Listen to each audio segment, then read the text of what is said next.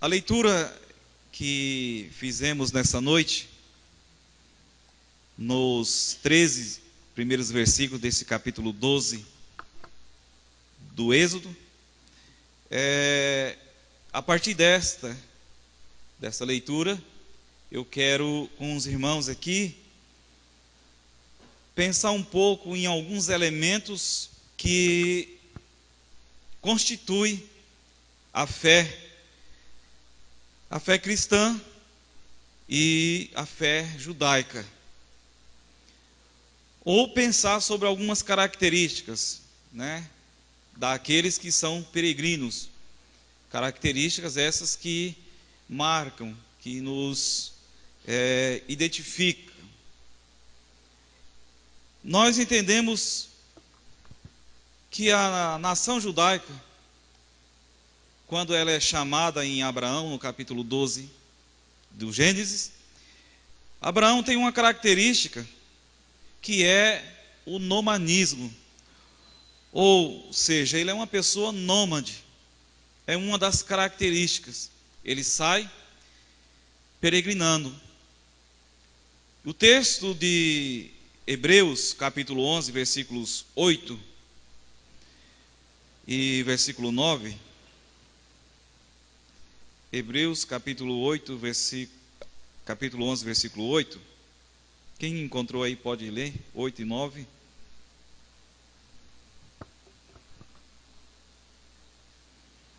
Para que a gente possa perceber essa característica dos forasteiros, daqueles que são peregrinos. E o apóstolo Paulo, já no capítulo 15 da Epístola aos Romanos, versículo 4, ele diz o seguinte: que tudo quanto dantes foi escrito, para o nosso ensino foi escrito, para que pela consolação das Escrituras tenhamos paciência. Então, tudo quanto dantes foi escrito para o nosso ensino, para que a igreja pudesse ser instruída. Nós entendemos também que na antiga aliança, nós temos sombras, e na nova aliança nós temos o cumprimento de tudo aquilo que foi dito na antiga aliança. Quando a igreja percebe isso, quando a igreja entende isso, ela tem uma facilidade para caminhar. Ela não fica se debatendo, não fica se questionando a razão de algumas coisas não acontecerem como as pessoas querem, ou como a igreja, de uma forma geral, quer. Por exemplo, nós estamos aqui abordando uma das características da fé judaica e até mesmo da fé cristã, que é a questão de ser nômade, de ser peregrino, forasteiro. E nessa característica existem algumas implicações que são muito relevantes para a nossa fé. Por exemplo, o forasteiro, ele é uma pessoa, o peregrino é uma pessoa que não vai, embora ele desfrute de tudo aquilo que o meio lhe favorece, lhe concede, ele vai desfrutar de tudo aquilo que está à sua volta, mas ele não vai se prender a isso. Ele usufrui de tudo isso, sem, contudo, viver preso a tudo isso. É uma característica do forasteiro, do peregrino. Então, Abraão, quando ele foi chamado, como eu estou falando com os irmãos, que a fé judaica é uma fé que tem como característica a peregrinação. Abraão, quando foi chamado, ele foi chamado para peregrinar. E o texto vai dizer que ele peregrinou na terra da promessa. Para vocês perceberem que até mesmo na terra da promessa, ele não se apegou àquela terra que Deus havia prometido a ele, a Abraão. Ele poderia ter dito o seguinte: bom, uma vez que Deus me prometeu, é minha e pronto, vou me apropriar e não vou sair daqui. Não, ele passou por lá, passou pela terra. peregrinou, conforme diz o texto, versículo 8, versículo 9, pela fé Abraão, quando chamado, obedeceu a fim de ir para um lugar que devia receber por herança, e partiu sem saber aonde ia. Versículo 8 aqui, que nós acabamos de ler do capítulo 11 de Hebreus, diz que quando Abraão ouve a voz de Deus, ele sai para uma terra que ele havia de receber por herança, porém, ele não sabia para onde ia. Olha só que Abraão tem em comum com a igreja. Se você for honesto, se nós agirmos com honestidade, para responder à pergunta, como vai ser no futuro? Nós temos N de resposta, mas geralmente você não tem uma resposta concreta, convincente. Você sabe que você vai receber uma herança na eternidade. Agora, detalhes, pormenores desta herança, cada um pensa uma coisa. Nós temos aí várias linhas de pensamento, né, no que diz respeito às coisas futuras. Porém, não temos uma resposta convincente dos pormenores da fé cristã no que diz respeito às coisas futuras. Sabemos que estaremos com Cristo, reinando com Ele, temos essa esperança, estamos pautados por essa esperança, mas nós não temos detalhes precisos quando as pessoas nos interrogam acerca de algumas coisas. Não temos. Abraão se identifica conosco, ou melhor dizendo, nós nos identificamos com Abraão, porque ele saiu ouvindo a voz de Deus. Haveria ele, Abraão, de receber uma terra como herança, mas o texto, versículo 8, finaliza dizendo que ele não sabia para onde ia. Ele sabia que receberia, mas como era, onde que era, essas coisas, esses detalhes, ele não tinha essas informações. Nós temos hoje as informações que Abraão não tinha. A terra por onde ele andou, onde ele entrou, por onde ele pregnou, a descendência de Abraão e assim por diante. Mas ele, Abraão, quando ouviu a voz, ele não tinha essas informações. No entanto, não foi por conta da ausência de informação que ele não foi. Então aí é que está a questão, a fé. É você partir acreditando que Deus vai cumprir aquilo que Ele prometeu. A igreja, ela caminha pautada nisso, ela se assemelha a Abraão nesse aspecto também. O peregrino, ele sai, mesmo que não saiba aonde ou como será a sua vida na eternidade, os detalhes, os pormenores, mas ele sai acreditando que Deus, dentro da sua promessa, é suficiente para garantir aquilo que Ele nos falou, que um dia nós reinaremos, estaremos com Ele, seremos livres da perdição eterna.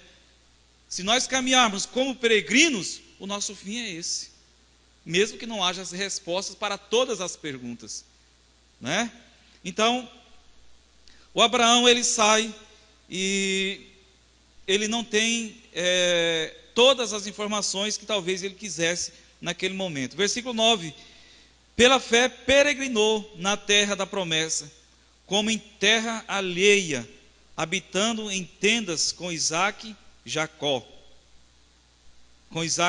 herdeiros com ele da mesma promessa. Então, perceba que ele vai peregrinar na terra que ele recebeu como promessa, como herança. Porém, como eu disse anteriormente, ele não se apega a essa herança terrena. Por quê? Versículo 10, é na sequência. Porque aguardava a cidade que tem fundamentos, da qual Deus é o arquiteto e edificador. Então observe, irmãos, que Abraão recebe a promessa da terra, ele peregrina por essa terra, Deus cumpre aquilo que havia prometido a Abraão, e ele poderia então entender que aquela bênção que ele estava recebendo, aquela herança, tinha um fim em si mesmo, ali mesmo, era aquilo que Deus havia prometido e pronto. Não, mas Abraão tinha uma visão além de todo aquele território ali, físico. Ele aguardava, conforme o versículo 10, que acabamos de ler, ele aguardava a cidade cujo o arquiteto e edificador é o Senhor. Ou seja, ele aguardava não a Jerusalém terrena simplesmente, ele aguardava mais do que isso. Por isso que uma característica do peregrino é essa, é ele caminhar, se servir do que Deus dá a ele aqui, sem contudo se prender e botar a sua confiança e esperança somente nas coisas aqui da terra. Essa é uma característica marcante na vida daqueles que são peregrinos. A fé cristã, assim como a fé judaica, é uma fé de peregrinos. E o nômade, ele tem como característica esse desapego das coisas materiais. Ele se serve de tudo isso, sem contudo colocar o seu coração nisso. É o que o Senhor Jesus disse, né? Não ajunteis tesouro na terra, onde a traça e a ferrugem consomem e onde o ladrão roubam. Mas ajuntai tesouro no céu, porque onde estiver o tesouro, ali também estará o vosso coração.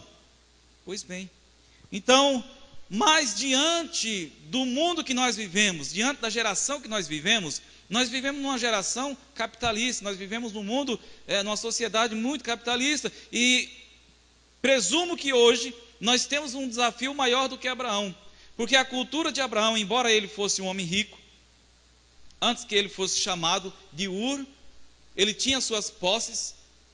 A família de Abraão era uma família, de certo modo, abastarda, tinha os seus poderes aquisitivos, mas quando ele sai e ouve a voz do Senhor e começa a peregrinar, ele se desliga, se desconecta dessas coisas, e por onde ele vai peregrinando, ele não se atém, ele não se apega a essas coisas. A sociedade, a cultura onde Abraão viveu, por onde ele peregrinou, não era uma cultura, uma sociedade tão desafiadora quanto nós temos hoje.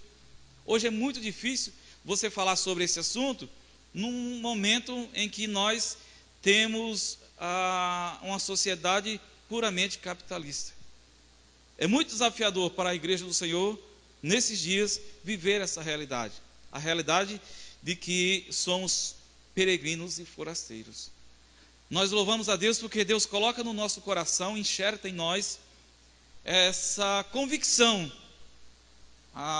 essa consciência de que por mais que nós conquistamos as coisas aqui, e nada disso é proibido e nem também é mal, não é ruim, mas nós entendemos que essas coisas são pequenas perto das promessas que Deus tem para as nossas vidas. A promessa que Deus fez a Abraão, de dar-lhe a terra, ele cumpriu, não só a ele, mas a sua descendência. Porém, o Abraão tinha uma visão muito além do que aquela terra, do que a Palestina. Ele tinha a visão de que alcançaria a cidade celestial. Então essa é uma característica da igreja, essa é uma característica da fé cristã. E nós somos desafiados nesses dias que nós vivemos a viver a partir dessa palavra, a viver a partir dessas convicções, né?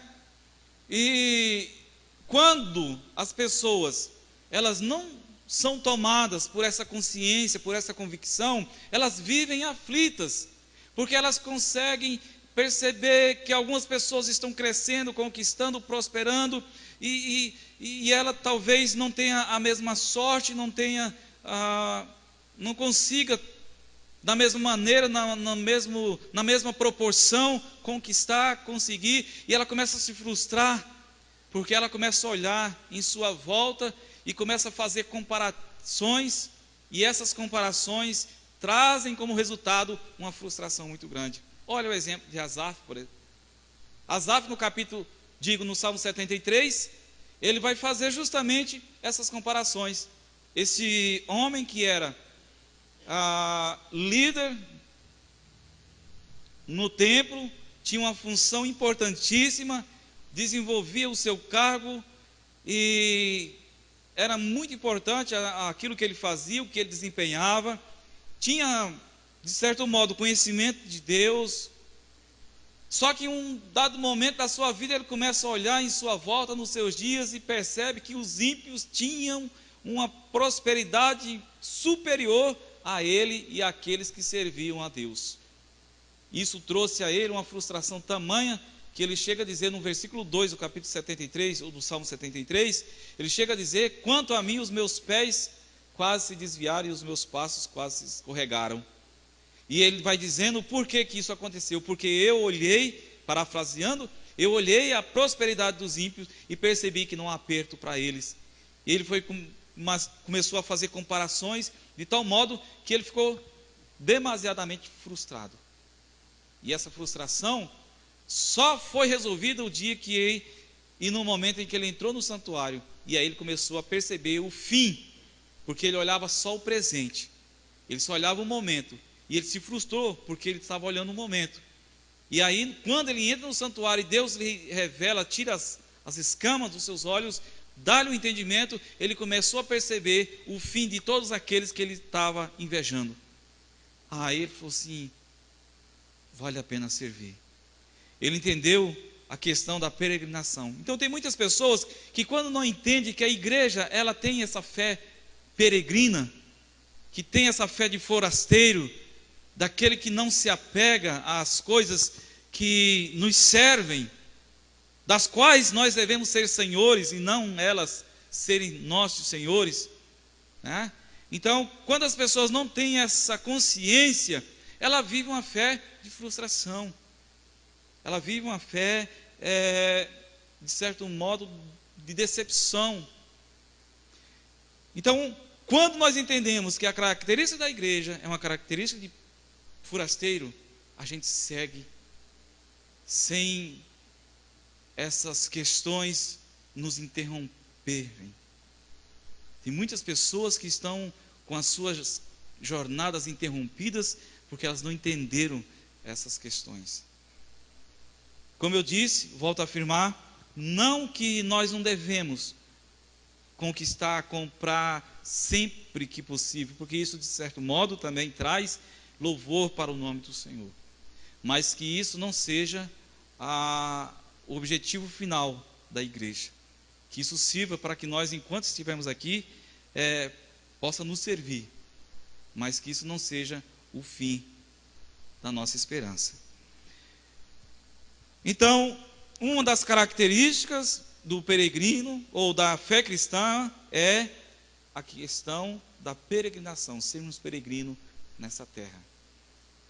Não nos atermos a essas questões, ficamos frustrados, entendemos que Deus tem algo maior para nós.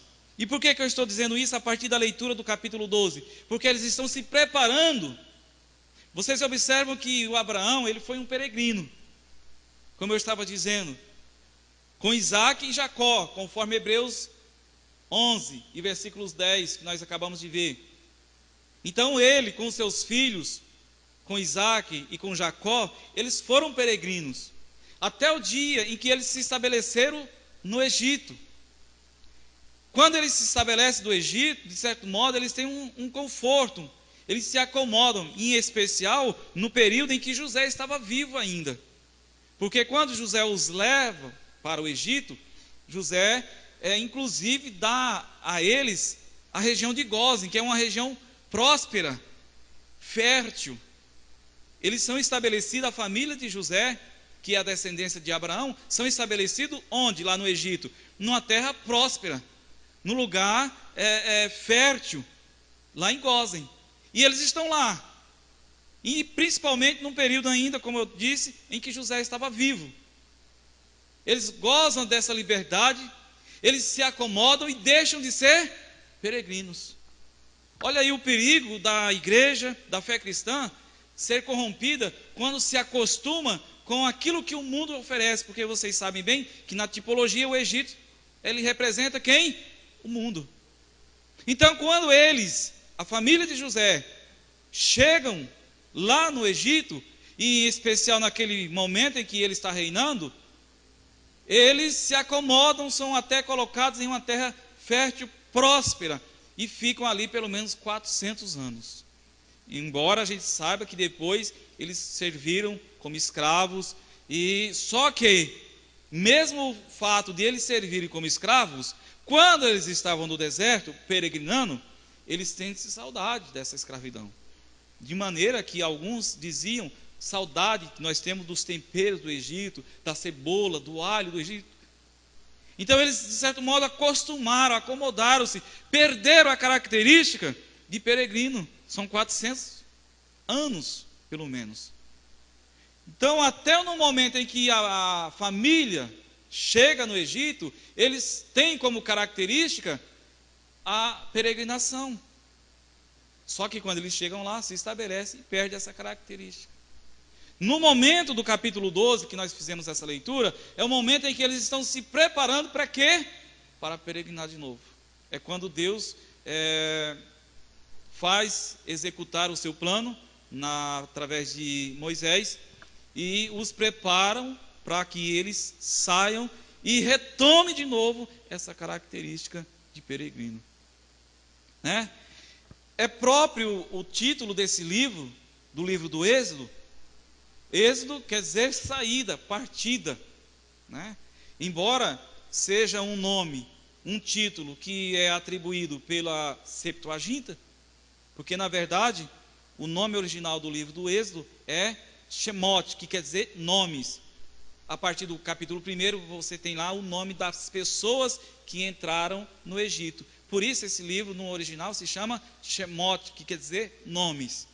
Porque ali tem uma lista, no capítulo 1 do Êxodo, tem uma lista das pessoas que entram no Egito. Só que na tradução dos 70, da Septuaginta, eles dão a esse livro um outro nome, que é Êxodo, que também não foge da proposta do livro, que é a saída do povo, a partida do povo do Egito para a peregrinação e finalmente para o estabelecimento deles lá em Canaã.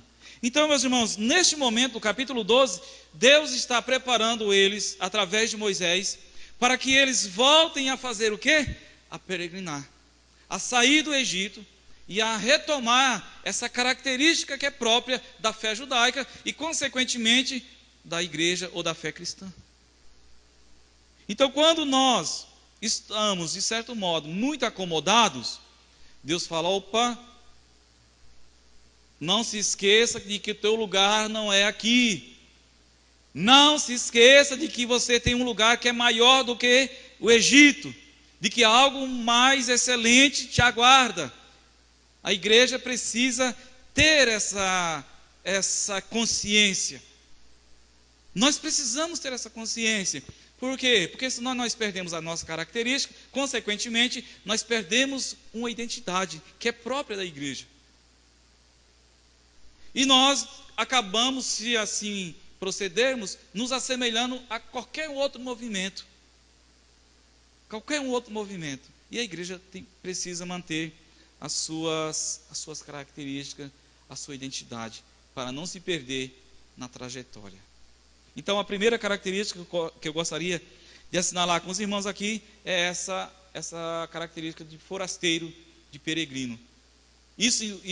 Essa característica nos remete ou implica numa consciência de que a gente precisa continuar caminhando sempre alegre, sempre esperançoso, sempre regozijando-se.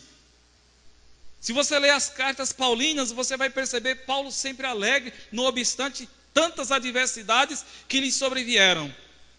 Você vai perceber ele sempre glorificando a Deus, regozijando-se e incentivando a outras pessoas a se alegrar em Cristo. Por quê? Porque a fé de Paulo não estava limitada àquele momento, àquele período da vida dele, enquanto ele estava vivendo. Ele tinha esperanças que o dava condições para que ele pudesse continuar. É você não perder essa característica. A igreja não pode perder. Segundo, comunhão.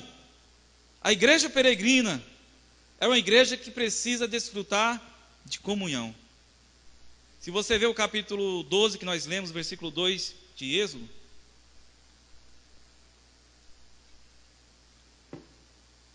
qual é o conselho? Versículo 2, versículo 3. Fala a toda a congregação de Israel, dizendo: aos 10 deste mês, cada um tomará para si um cordeiro, segundo a casa dos pais, um cordeiro para cada família. Mas no versículo 4, se a família for pequena para um cordeiro, então convidará ele o seu vizinho mais próximo. Isso significa comunhão. Se o cordeiro for grande e a família for pequena, e para que não sobre, porque o conselho aqui é que não deixe nada, convide o seu vizinho mais próximo para que ele venha celebrar a Páscoa. Esse aqui é o momento da celebração da Páscoa, né? É o momento da instituição da Páscoa. E Páscoa quer dizer passar por cima, é quando Deus iria visitar a terra do Egito e iria destruir todos os primogênitos, com exceção daqueles cujas casas estivessem marcadas com sangue. Então, a característica da igreja peregrina também é uma característica de comunhão. Imagine, irmãos, se as famílias não desfrutassem, não tivessem essa comunhão, como que ele ia convidá-los? Digamos que hoje pudéssemos contextualizar. Imagine se eu tivesse uma intriga com algum irmão aqui, e Deus dissesse: olha, vocês vão matar o cordeiro, e se a família for pequena, vocês chamem o seu vizinho. E eu não tivesse comunhão com os meus vizinhos, e eu não tivesse comunhão com os meus irmãos, como que eu poderia convidá-los para participar desta celebração? A igreja peregrina é uma igreja de comunhão. Pelo menos precisa ser. Pelo menos precisa ser. Né?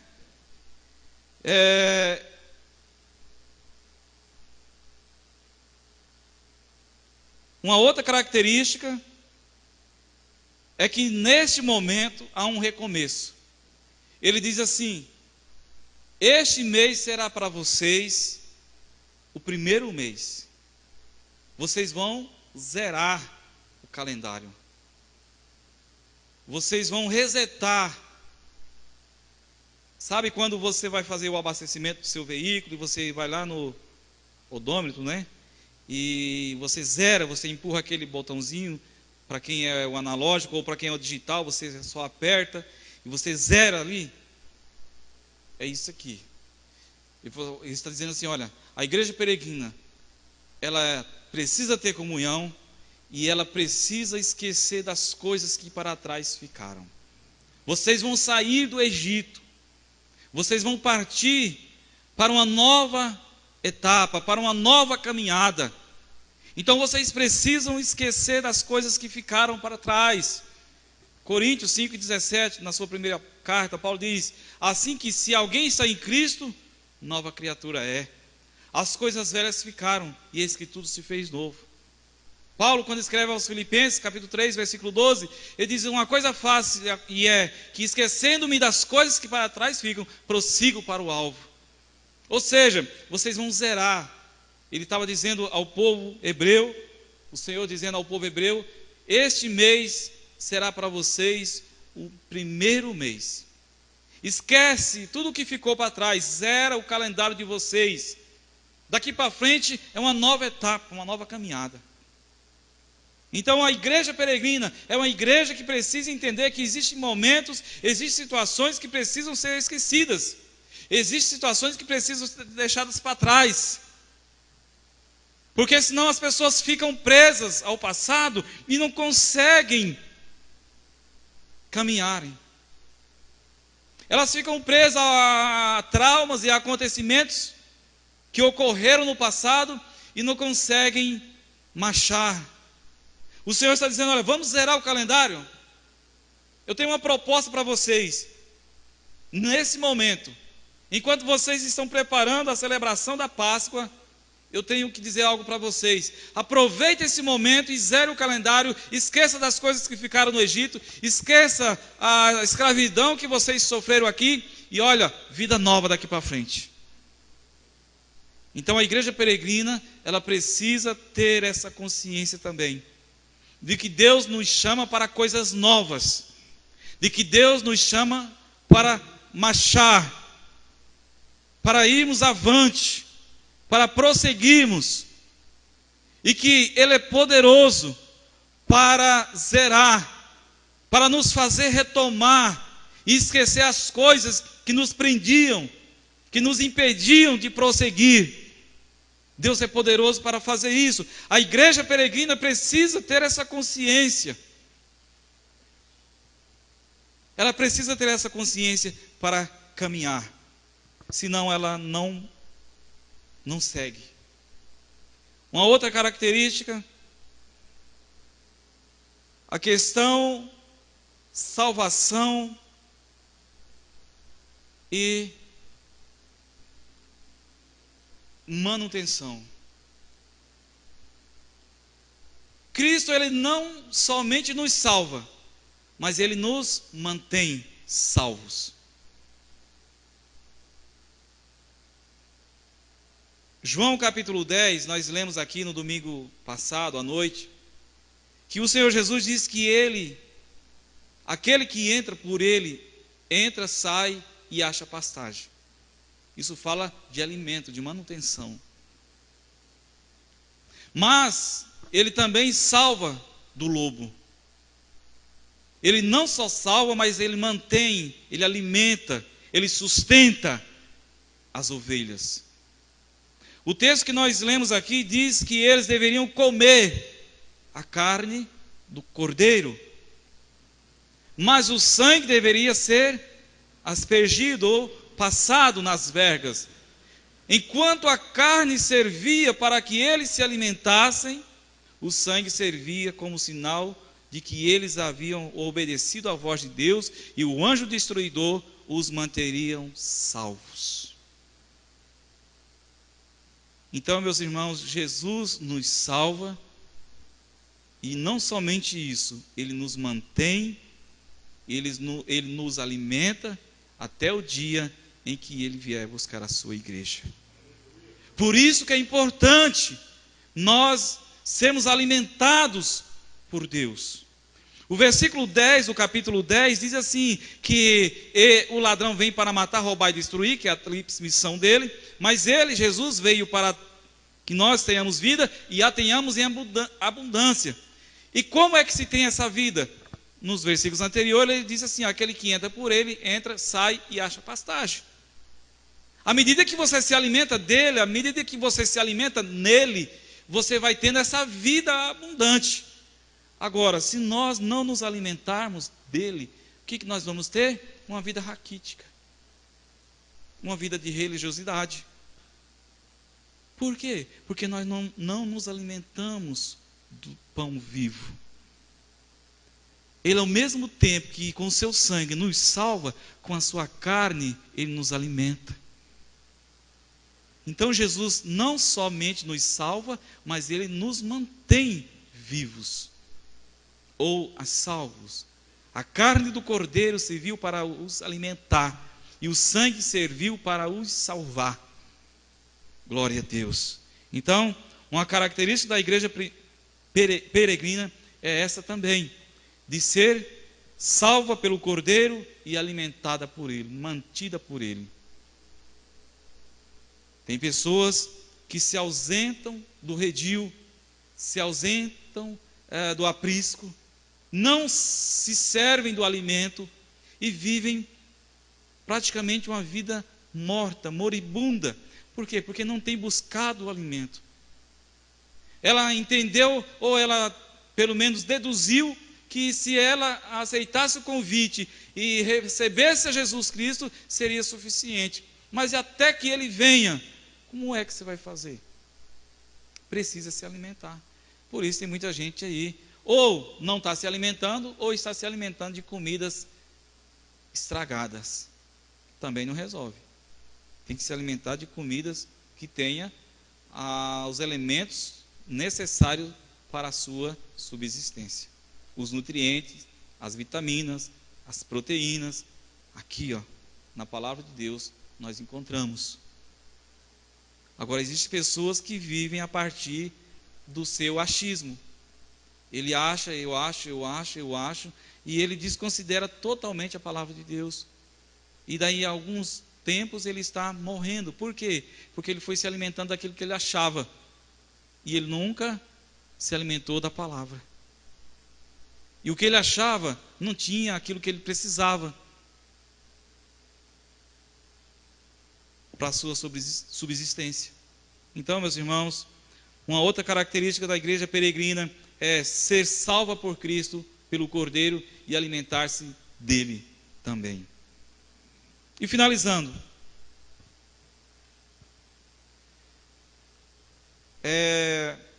no versículo 11, desta maneira comereis, a maneira como eles deveriam comer. Eles não deveriam comer sem antes se prepararem, e o Senhor deu a eles as instruções, dizendo: olha, lombo cingido. Então eles deveriam cingir os seus lombos, vestirem-se. Eles deveriam ter a sandália nos pés e o cajado na mão. Ora, como que você faz uma refeição? Não é melhor a gente fazer uma refeição mais à vontade, né? Se possível, a gente procura sempre, quando em casa, fazer aquela refeição. Você chega do serviço, primeira coisa que você quer fazer, tirar seu sapato que está apertado, tirar sua meia, colocar uma roupa mais leve, para você fazer uma refeição mais tranquilo. À noite, primeiro você quer tomar um banho, você quer ficar bem à vontade. Aqui o Senhor diz a eles que eles deveriam comer com seus lombos cingidos, totalmente contrário daquilo que a gente costuma fazer. Eles deveriam fazer com a sandália nos pés e com a espada nas mãos. Então essa era a maneira como eles deveriam. E isso não é para que eles fizessem depois que eles tivessem celebrado. Eles deveriam celebrar a Páscoa assim. Isso nos mostra algumas lições. Lombo cingido, sandália nos pés, tudo isso fala, e cajado na mão, e tudo isso fala de preparo, de alerta, de vigilância. Tudo isso implica nessas questões, né? E aí ele finaliza dizendo: olha, vocês devem fazer isso apressadamente. Façam, mas façam apressadamente, porque vai ser nessa noite. Inclusive, esse momento do capítulo 12 é o intervalo entre a 9ª e a 10ª praga. Já havia acontecido às 9, faltava só uma, faltava a 10ª. E antes que a 10ª fosse executada, ele instituiu a Páscoa para que eles se preparassem, porque a 10ª seria aquele momento em que o anjo destruidor entraria nas casas que não tivesse o sangue. Por isso ele instituiu a Páscoa. Se nós tivermos a nossa casa marcada pelo sangue, nós não temos que temer o dia mau, o dia da destruição, porque o anjo do Senhor, ele conhece aqueles que são marcados pelo sangue do Cordeiro. O anjo do Senhor sabe, ele identifica cada um de nós. Agora, irmãos, para finalizar, é bom a gente lembrar do seguinte: tem muita gente que querem comer do Cordeiro, mas não querem ter a marca do sangue. Tem muita gente que querem desfrutar, querem se empanturrar de Cordeiro, querem comer o Cordeiro tudo que for lhe permitido, mas eles não querem ser marcados pelo sangue do Cordeiro. Se eles se empanturrarem de Cordeiro e não tiverem a marca, vão morrer de barriga cheia. Porque o que os livrou não foi a carne do Cordeiro. O que os livrou da morte, da destruição, não foi o fato de eles terem se alimentado da carne do Cordeiro. Se eles tivessem comido o Cordeiro até ficarem satisfeitos, e eles não tivessem passado sangue nas vergas, nos umbrais das portas, eles morreriam de barriga cheia, porque eles não tinham a marca do sangue em suas casas. E com isso eu quero finalizar essa reflexão. Muitos estão desfrutando do que o Cordeiro pode dar, em especial àqueles que são adeptos à teologia da prosperidade, que não sabem delimitar as coisas, se estão empanturrando-se das coisas que o Cordeiro pode dar, estão se servindo do Cordeiro, estão comendo o Cordeiro, a gordura, a carne, tudo o que tem, mas eles não têm a marca que o identifica como uma igreja peregrina. Então, podem morrer de barriga cheia. Que o Senhor nos ajude, não somente sermos alimentados por Ele, pelo Cordeiro. Que o Senhor nos ajude a não somente desfrutar de tudo o que Ele pode nos proporcionar, mas sobretudo que nós tenhamos a marca do sangue em nossa casa. Aleluia. Para que quando o dia mal chegar, nós não pereçamos de barriga cheia. Tem muita gente embriagados com as coisas, com aquilo que eles podem desfrutar, que de certo modo Deus lhes proporcionou, mas eles se esqueceram de que precisam também ter a sua vida marcada pelo sangue.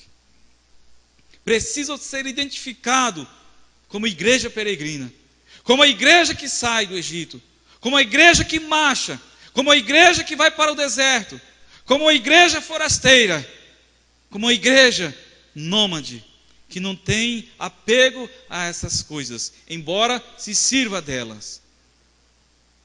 Os judeus, eles obedeceram enquanto mataram o cordeiro, se alimentaram dele, mas também não deixaram de manchar, de marcar as suas portas.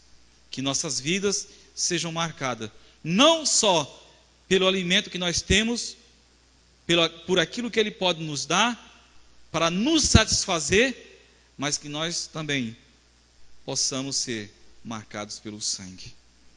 Glória a Deus.